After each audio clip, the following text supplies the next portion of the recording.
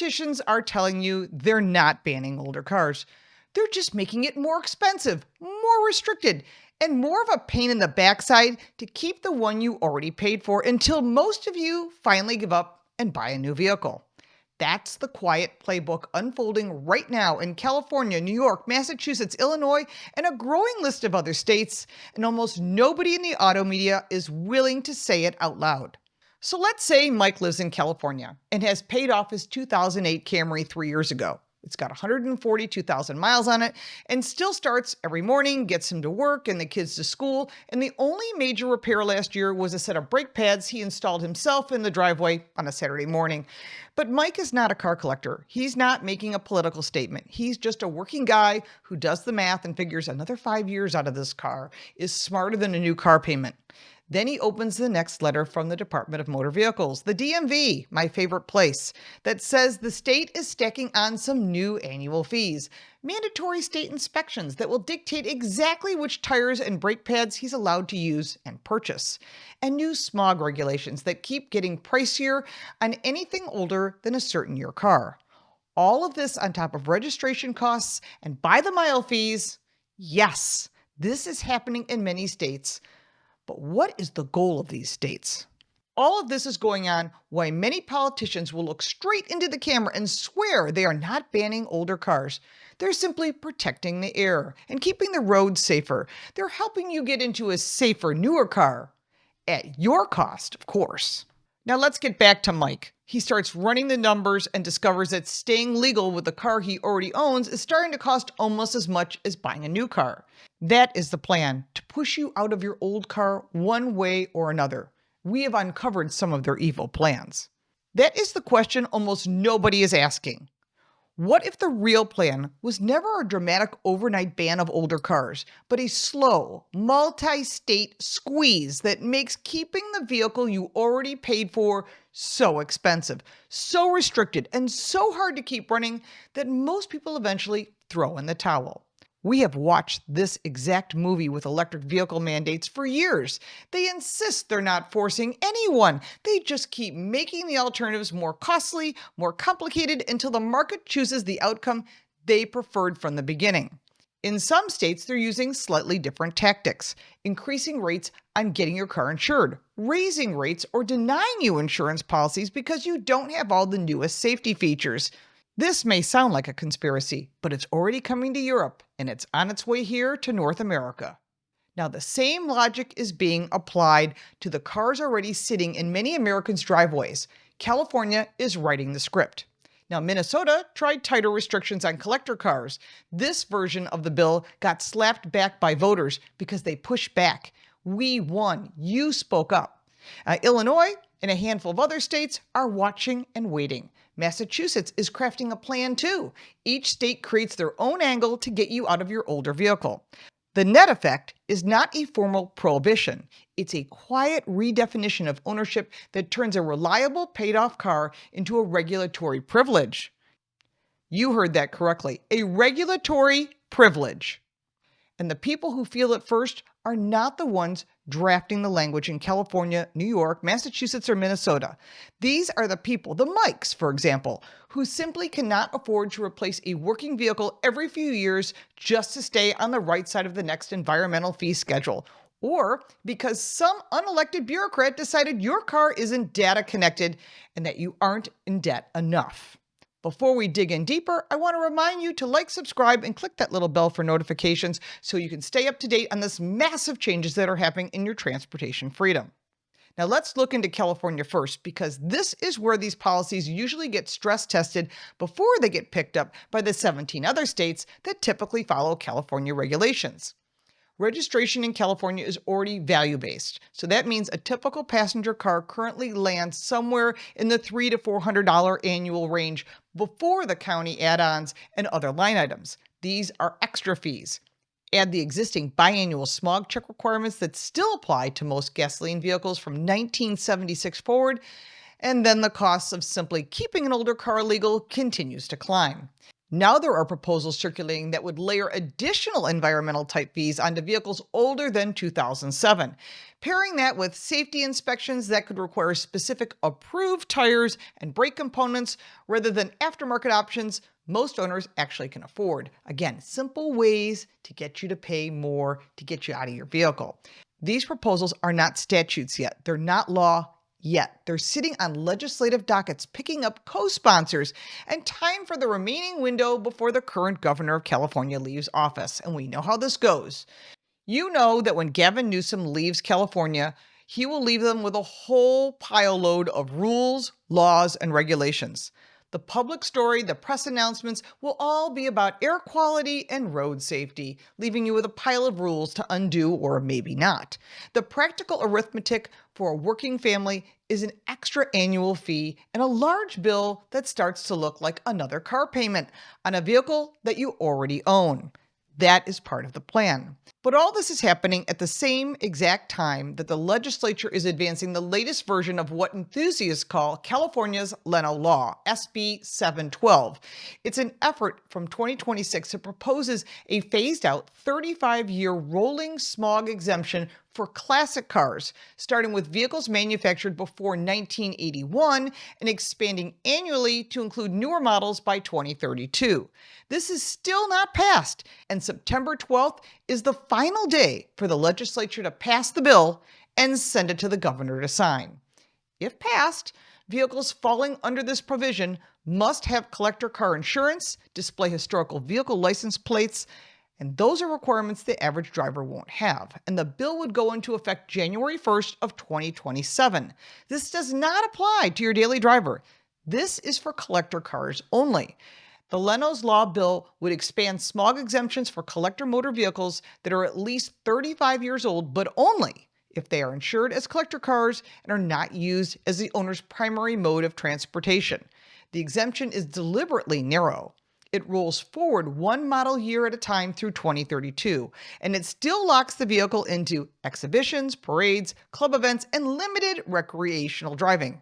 In other words, the state is preparing to carve out a tightly controlled space for pure show cars, while the much larger fleet of paid-off transportation that most of us own remains fully exposed to rising fees and inspections, because that's the plan. Now, Massachusetts already has their own 2035 ban on sales of new gasoline-powered cars written into law. That statute does not outlaw older cars that already are registered, yet the surrounding emissions policies and the broader regulatory rules make long-term ownership feel increasingly challenging. That's the plan. The message is consistent. We're not taking your car away. We're simply making sure it's used the way we prefer and costs you more to keep. What they do is they add more and more rules, and over time, you don't even see it because it's slid into other bills, then it's passed, and then suddenly, more rules and regulations because lawmakers never read the laws that they write. If you look across the map, the same pattern appears across the United States, with local variations. Florida has antique plates. Texas has classic and antique plates. New York has antique status. Georgia and Pennsylvania too. Most of them restrict these vehicles to exhibitions, club activities, parades, or occasional pleasure driving, which makes no sense. But that's the rules and regulations that slid in and we missed because regular commuting is off the table. Insurance carriers lay on their own mileage caps and usage limitations so that even a limited insurance policy starts treating your car like a museum piece rather than a machine that is allowed to move under its own power. Minnesota tried this. Under House File 3865, they tried to make it so that collector cars were considered operational solely as a collector's item language, even more explicit by limiting legal driving to daylight hours on weekends, plus limited organized events. Collector car owners noticed, organized on social media, showed up and made enough noise that the bill never received a single committee hearing. We won the battle, but there is still a war to win.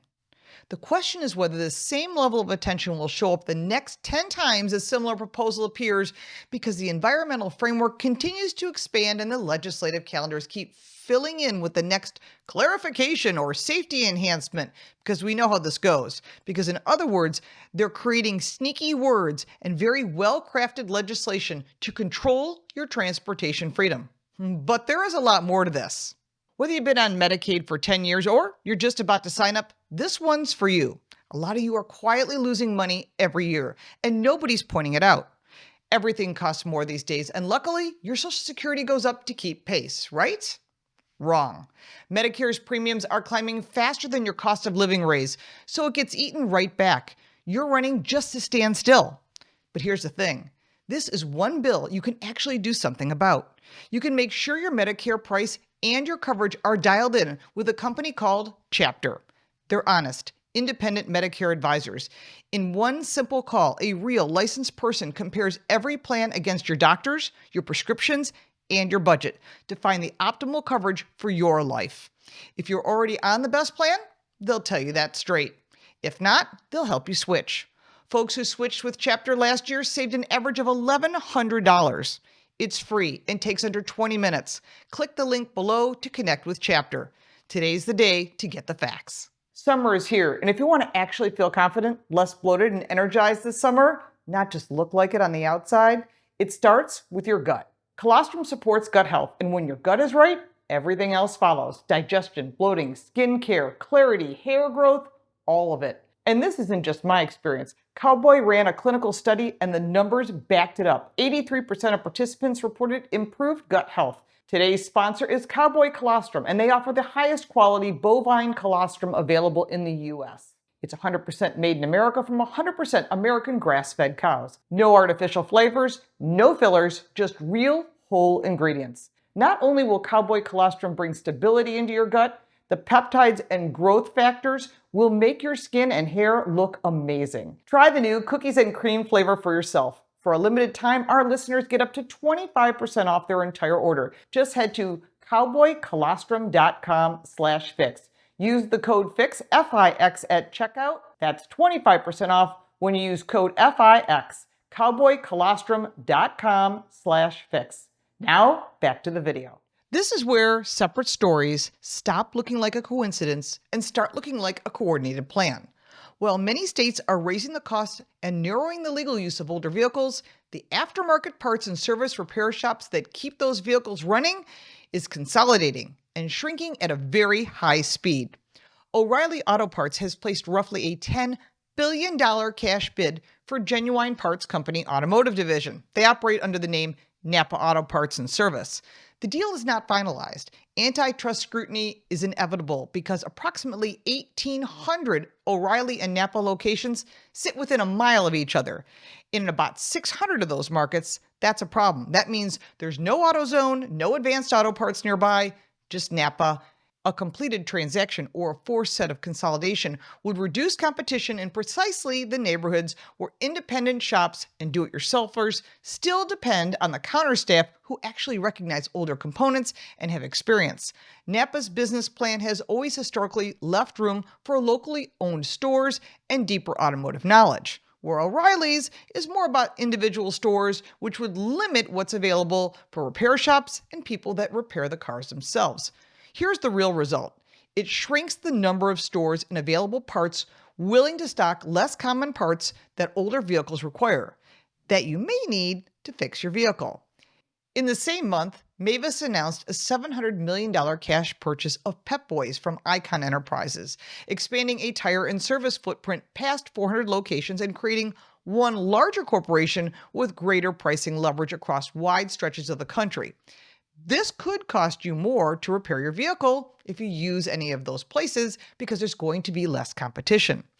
And last year, First Brand companies went bankrupt. They own Fram filters and Autolite spark plugs, and they had plant closures, massive layoffs, and a fire sale of the business to a new owner. That means new and different management, but it had a huge disruption, which created shortfalls, means less product, and higher prices to everyone. These are not isolated corporate events. All of this is happening to restrict keeping your car, all while government regulations are designed to increase demand on newer cars, trucks, and SUVs. Why? Because it raises the cost of registering and inspecting older cars, making it just more expensive for you. Then they thin out independent aftermarket parts, those resources, service bays, making it very difficult to work on your car with right to repair and everything else. All of this is not a formal ban because that's unnecessary. They just make it more expensive for you to keep the car that you have. All of this is starting to add up. The economics do the work for you. Push people to the results you want. Don't ask them, don't tell them. Regulate the results so that people do what you want. That's how they get us to move. Then there's another piece of the puzzle, and we have discussed this before. Junkyard fires. They're becoming more and more common, and no one can explain why these random fires are happening. Yes, modern salvage yards also handle electronics more than ever before, including batteries hidden inside power tools, e-bikes, hybrids, electric vehicles, and all of these consumer products. But much of that is stripped out before these vehicles are stored.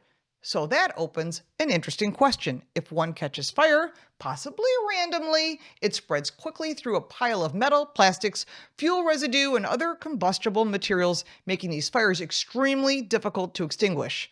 This is another way to remove available used parts.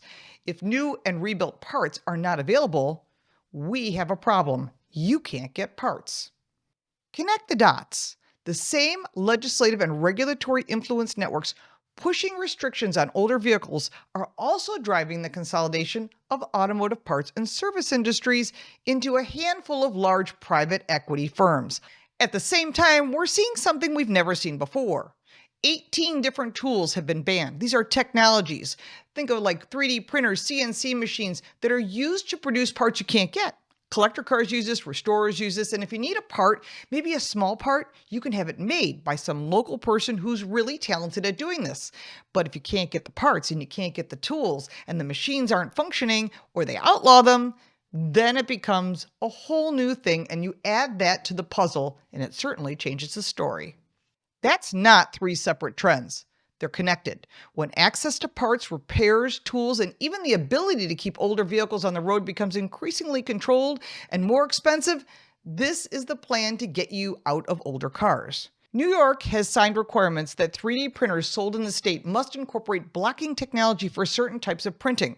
California is advancing similar language. Washington, Colorado, and other states have pulled CNC mills and digital manufacturing code into a regulatory framework. The publicly stated target is production of unserialized firearms. The practical reach includes any garage or small fabrication shop that produces or repairs components for older vehicles. When you put those four sides together, higher costs to keep the car, fewer commercial sources for parts it needs, and new rules on the tools that could fill the gap, salvage yard fires limiting replacement parts that are available, and ownership is transformed from a right into a controlled privilege without anyone ever having to announce a ban. Okay. Now, this is not a conspiracy theory. This is simply what the dockets and the corporate filings show when you line them up next to each other. It's easy to connect the dots. It's right in front of your face. So follow the money, and the picture becomes more clear. Automakers and new car dealers benefit when older vehicles are taken off the road because every car that gets scrapped is a potential new sale or an opportunity to sell you a higher profit certified pre-owned vehicle or a used car. State governments also collect more money through registration fees, inspections, and environmental charges, often saying the revenue supports cleaner air and road improvements. Large national repair and parts chains can gain market share as smaller independent shops struggle to compete and they close their doors. They can then raise the prices. And investors with major stakes in the automotive aftermarket also have a financial interest in newer vehicles, which often requires proprietary software, specialized tools, and dealer-controlled repairs. As we've seen before in the right to repair debate, that business model is generally more profitable when you have to get your car repaired and maintained at a dealer.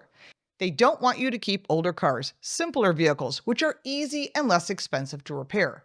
The household that stretched to buy a reliable used car 5 or 10 years ago and planned to drive it another 100,000 miles is now the one facing bigger annual fees just to keep the vehicle legal and on the road. For working families, this isn't a minor inconvenience. It can mean higher repair costs, fewer available parts, more expensive service, and mounting compliance requirements, all for a vehicle they already own outright. Jay Leno's law offers a narrow exemption for true collector car vehicles that are rarely driven and preserved for enthusiasts. And this only covers California, not the rest of the country. So we still have to deal with it in the other 49 states. But all this does little for the millions of Americans who rely on older paid-off vehicles every single day to get to work, school, or to the grocery store. When older cars become more expensive to own, maintain, or register, consumers are more likely to replace them, benefiting automakers, dealerships, and the governments that collect additional taxes and fees. Sadly, many people can't afford to buy a newer car with higher insurance rates and then a car payment. The impact is not limited to any single political side because ownership of an older car is about simple math. So let's go back to Mike in his 2008 Camry for just a second. He is not anti-environment or anti-safety. He is simply a guy who did the responsible thing, paid off the car, and expected to keep driving it. Now he's facing the prospect of annual compliance costs that begin to resemble a second car payment, plus the growing risk that the local parts counter no longer stocks what is needed to keep his car safe and on the road, or that independent shop that is folded into a national chain with different priorities makes it difficult to keep his car on the road. The car owner who still changes their own oil or brake pads finds both the parts and the tools required to keep the car alive becoming harder to obtain and more expensive. The result of all this is a steady increase in the cost of maintaining a car, replacement parts becoming harder to find, and repairs becoming more reliant on proprietary tools and software, making maintaining an older vehicle much more difficult. Whether that's the intentional outcome or simply a cumulative effect of many different policies is a question worth asking.